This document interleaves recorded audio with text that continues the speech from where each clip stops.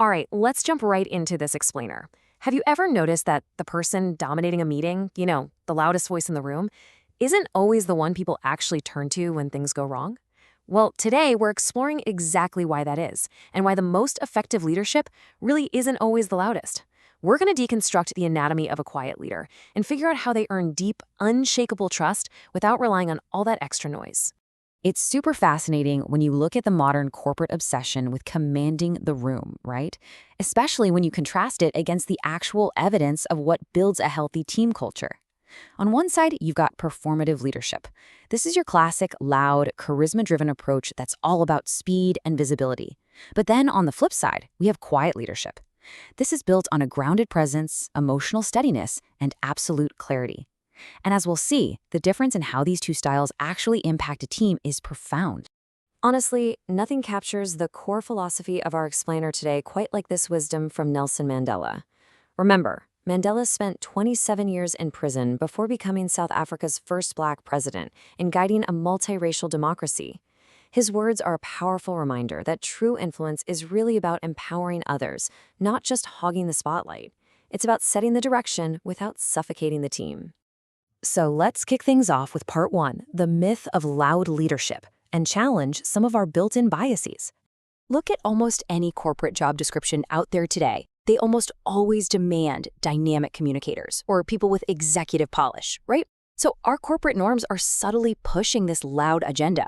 And the issue here is that this systematic bias totally marginalizes highly capable, reflective leaders just because they don't fit that extroverted, performative mold. And the result? We end up with a workplace that rewards the show over the substance, leaving us with a ton of leaders who know exactly how to talk, but honestly possess very little capacity to actually listen.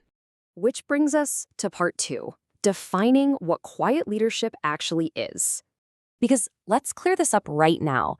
This concept is so easily misunderstood. It is definitely not about being passive, and it's not just a fancy synonym for being an introvert. Actually, it's a highly active, strategic posture. These leaders are intentionally choosing to be emotionally steady. They actively prioritize listening over performing. When things get chaotic or an organization is going through a massive change, they don't waste time trying to manage their image. Instead, they manage the environment by focusing on building trust.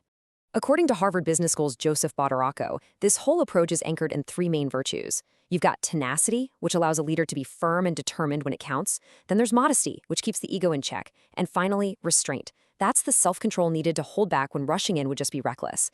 These virtues let leaders move patiently and carefully when they're making changes, rather than sending unnecessary shockwaves through the office. All right, moving on to part three, let's dig into the psychology of trust and the science of safety.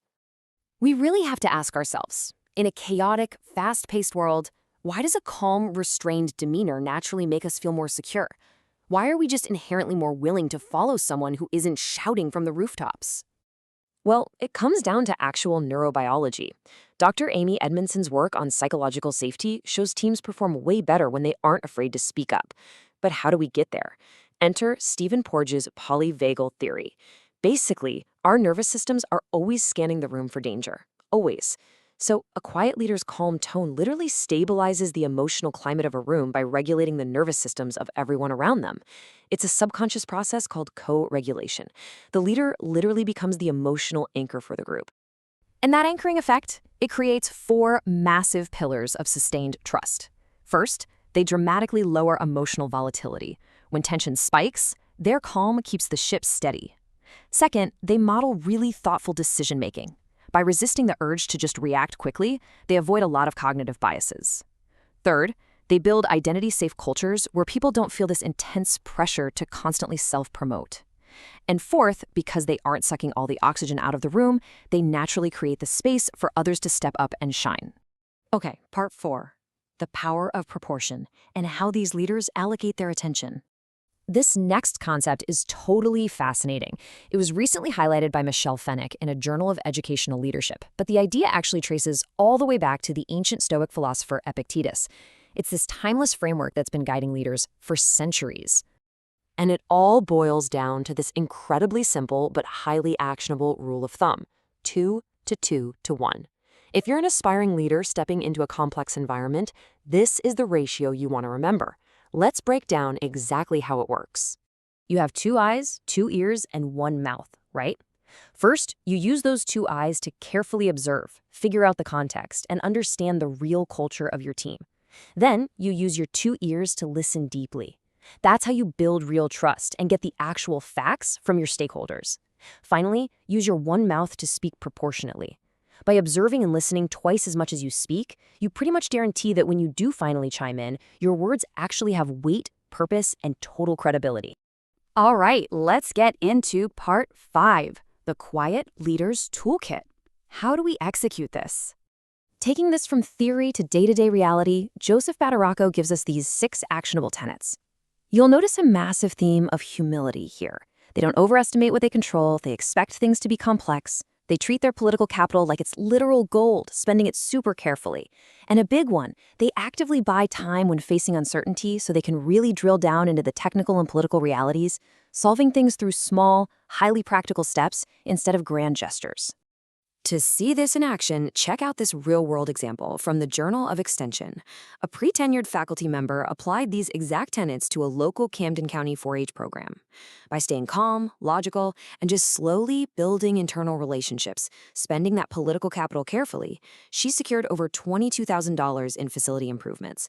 And even better, this quiet approach led to an 89% volunteer satisfaction rate. Proof that making an impact really doesn't require a lot of noise.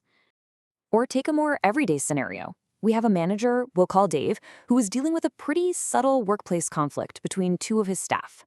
Now, instead of swooping in with some loud top-down mandate, Dave simply created space. He had private conversations, he listened without getting defensive, and he gently pointed out the dynamics everyone else was ignoring. He didn't force a fix, he just guided them to repair the conflict themselves. He traded that illusion of control for genuine, lasting trust. And finally, part 6, substance over volume, the ultimate value of quiet leadership.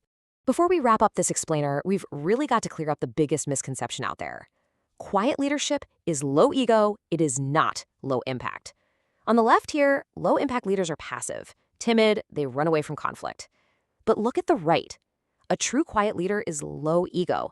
They still make the really tough calls, they still deliver the hard feedback, and they definitely enforce standards. But they do it with absolute clarity, 0 theatrics, and 0 intimidation. They don't avoid conflict. They just don't need conflict to prove they're in charge. So, I'm going to leave you with this final thought. In our modern workplace, which, let's face it, is totally exhausted from attention fatigue and constant overstimulation, what kind of leader do you actually want to be? Are you going to be just another loud voice desperately competing for attention in the room? Or will you be that quiet, steady anchor that is still standing strong when all the noise finally fades? The choice and the trust that comes with it is completely up to you.